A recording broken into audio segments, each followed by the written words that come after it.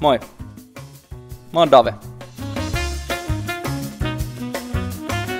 Mä oon 33-vuotias kokki ja jonkin sortin kirjailija.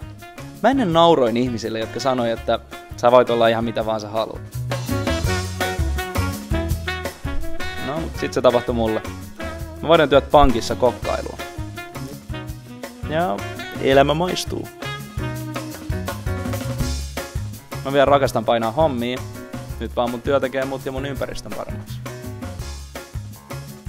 Mitä sä tykkäät puhua? Täydellinen juttukaveri tähänkin hetkeen. Uusi bestis piristää ja kuuntelee, vaan ei ole kuka tahansa.